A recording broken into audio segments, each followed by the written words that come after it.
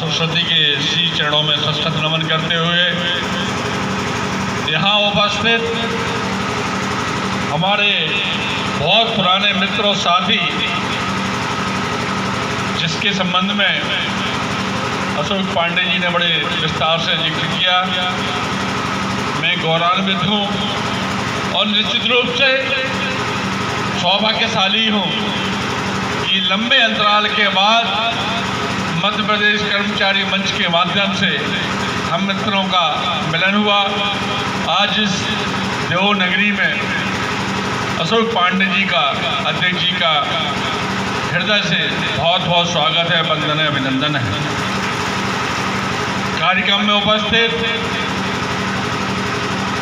कर्मचारी मंच के महामंत्री भाई राजू यादव जी, कार्यक्रम में कृपापूर्वक पधारे अनिल पारासर जी, संभागीय अध्यक्ष, हमारे बीच में हमारे क्षेत्र के संजीव पटेरिया जी, संभागीय उपाध्यक्ष जी, और हमारे छोटा भाई, और निश्चित रूप से मुझे तो ये क्षमताएं पता ही नहीं थी कि देवेंद्र भी कर्मचारियों का नेता है, कर्मचारियों की लड़ाई लड़ने में पांडे जी का संरक्षण प्राप्त है, उन्हीं के निर्देशन में काम कर रहा है। भाई देवेंद्र यादव जी, कार्यक्रम में उपस्थित मेरे बहुत पुराने साथी और बेहद तेज तर्रार वक्ता, और कहीं ना कहीं अपनी वाणी से सबका मन मोहने वाले मंडी कर्मचारी के नेता मेरे प्रिय भाई राजेश मिश्रा जी, हमारे अपने मंडी कर्मचारी संघ के अध्यक्ष भाई हनीफ खान जी, कार्यक्रम में उपस्थित पूर्व वक्ता भाई प्रवीण पांडे जी, प्रवीण पाठक जी, गौरव पांडे जी, कार्यक्रम में उपस्थित कार्यक्रम का संचालन कर रहे भाई अनंतराम रजक जी, पूर्व उपाध्यक्ष नगर पालिका परिषद, मोनू भारके जी, हमारे बड़ा बेहद करीबी साथी, सुख दुख के साथी, कंधे से कंधा मिलाकर हमारा साथ देते रहे भाई आशीष राजौरिया जी, कार्यक्रम में मंचा सिंह, पटेल वार्ड से पार्षद भाई तरवेंद्र जाट जी, मोनू भारके जी, राजेश पांडे जी, मुन्ना तिवारी जी, मस्तराम ठाकुर जी, सचिन नामदेव जी, रमेश यादव जी, राम सेवक जी, सभी सामने विराजमान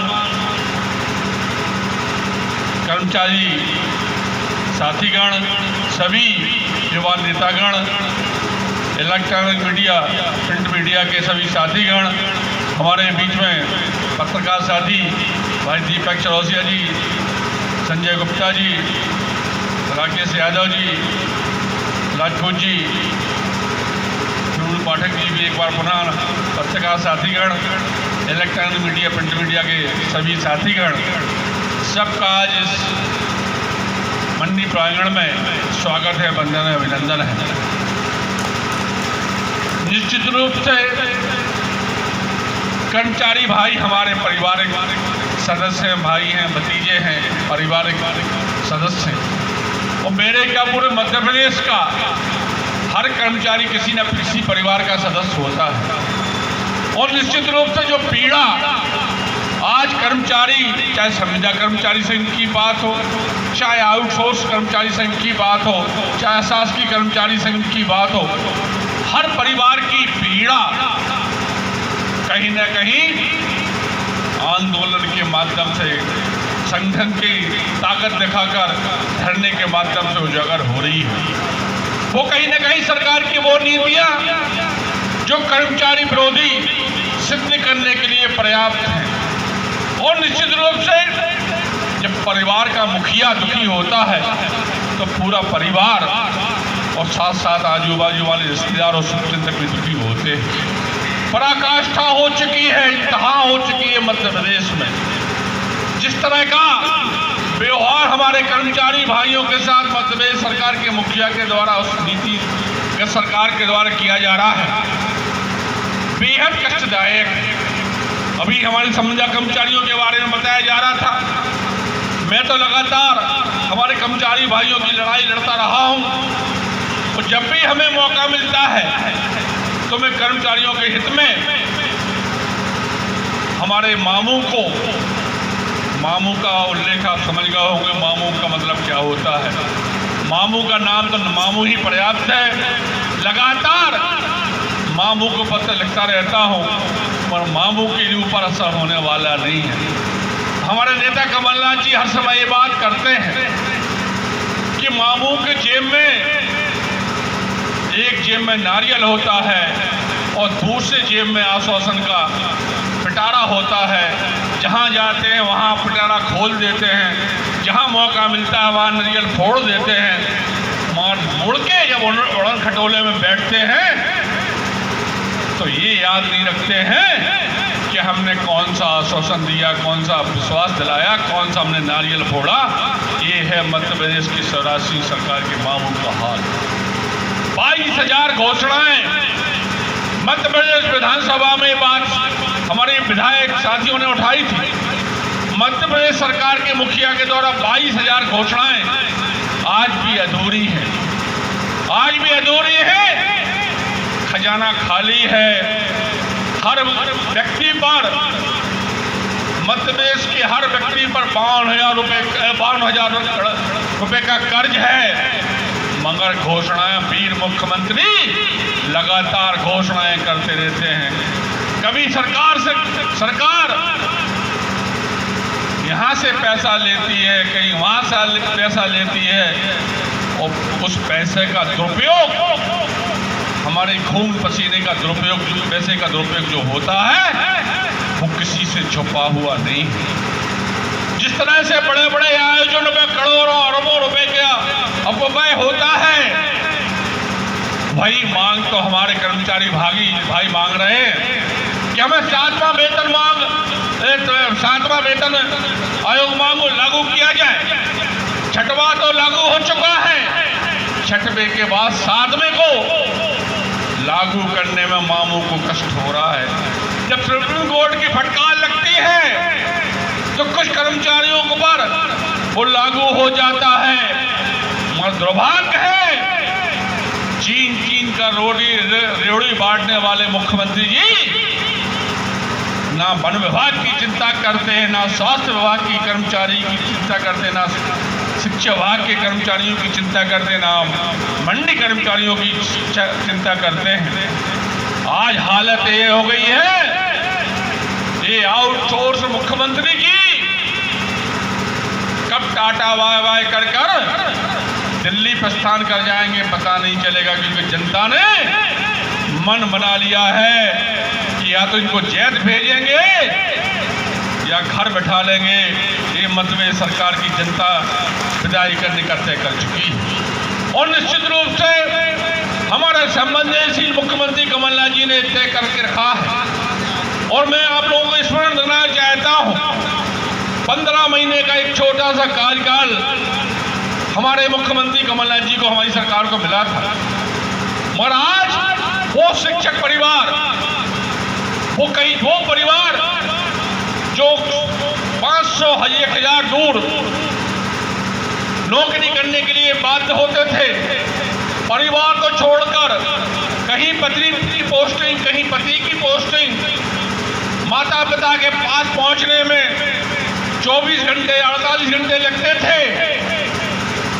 एक सिंगल क्लिक पर ऑनलाइन ट्रांसफर के माध्यम से 35,000 शिक्षकों के ट्रांसफर करने का काम यदि किसी ने किया था तो वो ऐतिहासिक निर्णय कमलनाथ जी का था।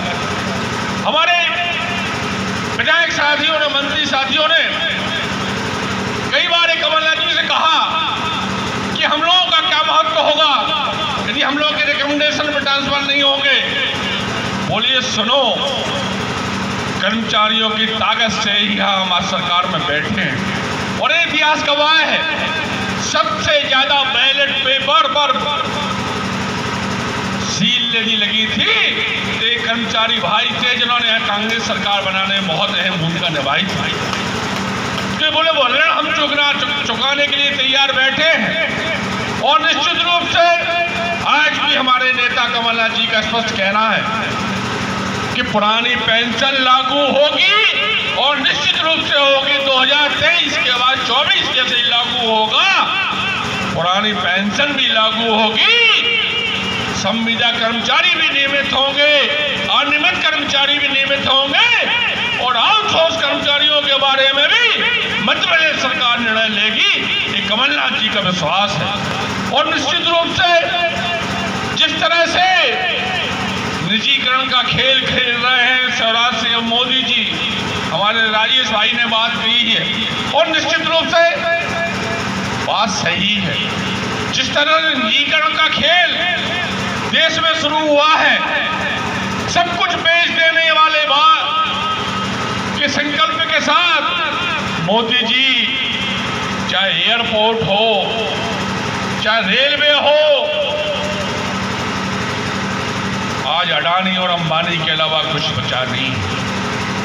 कृषि कानून के बारे में बहुत अच्छे विस्तार से राजेश भाई ने बताया, हमारे पूर्व वक्ताओं ने, अनंत राम जी ने, गौरव पांडे जी ने, प्रवीण पाठक जी ने बड़े विस्तार से बताया।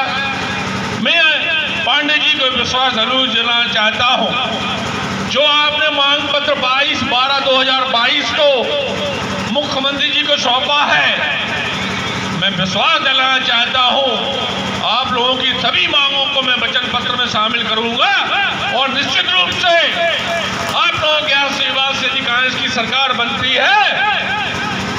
आउटसोर्स सरकार जाने के बाद तो अक्षरशः मैं विश्वास दिलाना चाहता हूं, इस मंडी प्रांगण में आपको साक्षी मानकर तो पूरी मांगे आपकी पूरी होगी, क्योंकि निश्चित रूप से 6 सूत्री ज्ञापन है, वो मांगे हैं जो हर परिवार से जुड़ी हुई जिनाइन मांगे हैं, सही मांगे हैं। मगर दुर्भाग्य की बात है सरकार मांग मानने को बाध्य नहीं है। करोड़ों का आयोजन पे खर्च करने को तैयार है, मगर पुरानी पेंशन लागू के लिए तैयार नहीं है, कर्मचारियों को वेतन भत्ते बढ़ाने के लिए तैयार नहीं है, क्योंकि सरकार ये समझ चुकी है कि आउटसोर्स के माध्यम से हमें 8,000 में कर्मचारी मिलेगा और कब उपयोग करना है, कब उसको हटाना है, वो भली भांति जानते हैं। जो कर्मचारी 50,000 60,000 रुपये का मिलता है, वो जब हमें अब 10,000 12,000 और 8,000 में मिलेगा तो हम नियमित सरकारी नौकरी क्यों देंगे। निश्चित रूप से सही बात कही है, एक झुंझुना पकड़ाने का काम किया गया है। 1,22,000 घोषणाएं की गई है, नियुक्तियों की बात की गई है, मगर मैं बताना चाहता हूं ये हम लोग आरटीआई के माध्यम से और विधानसभा के माध्यम से जानकारी जरूर कलेक्ट करेंगे। अभी मानसून सेशन के बाद, शीतकालीन सत्र के बाद बजट सेशन आएगा, उसमें जरूर सरकार से पूछेंगे कि कितने विभाग में कितने लोगों को नौकरियां दी और उसमें भी गवर्नमेंट की जो गाइडलाइन है, अशासकीय संविदा और आउटसोर्स कर्मचारियों को कितने लोगों को आपने रोजगार दिया,